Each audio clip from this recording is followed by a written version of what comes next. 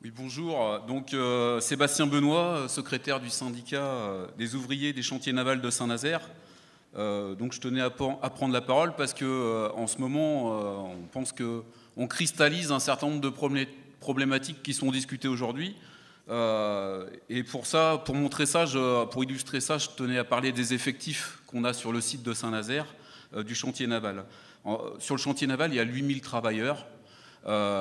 Et en fait, sur ces 8000 travailleurs, il y a 5 à 6000 sous-traitants qui sont regroupés dans plus de 360 entreprises. Il y a 20 ans, 30 ans, c'était 10 000 travailleurs avec le même statut, le même patron, le même employeur.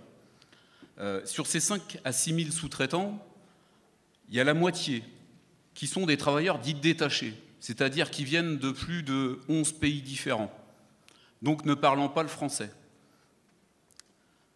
Donc sur ces 8000 travailleurs, il n'y a que 900 ouvriers en CDI pour STX. Et notre présence syndicale, elle est principalement présente parmi ces 900 travailleurs, un peu plus puisqu'il y a 2600 employés en CDI à STX, et nous sommes présents aussi au deuxième collège à travers un syndicat UFICT. Donc voilà, quand on pose un peu ce décor-là, ça nous impose de militer envers l'ensemble des travailleurs du site. Et forcément, c'est quelque chose qui n'est pas simple. Voilà, la division, elle est partout entre nous. C'est une division qui existe dans beaucoup d'entreprises, mais qui est particulièrement forte au chantier. C'est une division entre intérimaires, entre CDD. Ils ont failli nous imposer des contrats d'ailleurs de chantier avant l'heure au chantier naval. Il y a des travailleurs détachés, les ouvriers d'un côté, les techniciens et cadres de l'autre, les sous-traitants en CDI, en CDD, en intérim. Bref, les patrons, ils créent des tas de divisions entre nous, et l'un des principaux boulots qu'on a à faire, c'est évidemment de contrer ces divisions et de montrer justement l'image d'une CGT, d'un syndicat qui milite vers tous les travailleurs, quel que soit son statut, quelle que soit sa nationalité. Et ça, c'est l'essentiel du boulot qu'on doit faire pour la période à venir. Donc on est aidé un peu en ça.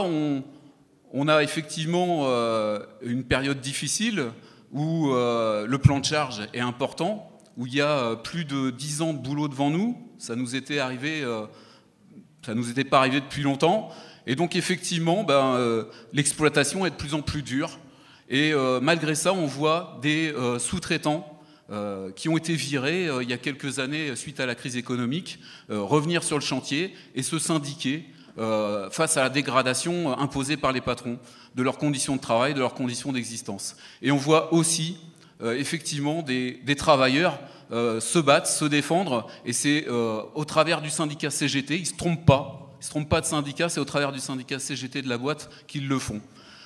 Un autre aspect du combat qu'on doit mener, et ça c'est plus au niveau international et de l'internationalisme qu'on doit porter, les travailleurs détachés, on distribue, avec l'aide de la Fédé d'ailleurs pour la traduction, on distribue des tracts montrant cette unité des travailleurs qui doit être nécessaire à construire, 11 tracts, 11 langues différentes, du lituanien, du roumain, du polonais, et donc ça nécessite effectivement des forces militantes importantes pour le distribuer, plus de 30 camarades aux grilles de l'entreprise, et ce boulot-là, on tient à le faire parce que, encore une fois, vu la période, chaque force militante, chaque tract CGT, chaque idée qui sera défendue à travers ce boulot-là, ça ressortira effectivement le jour où il y aura un combat à mener et une lutte d'ensemble à mener.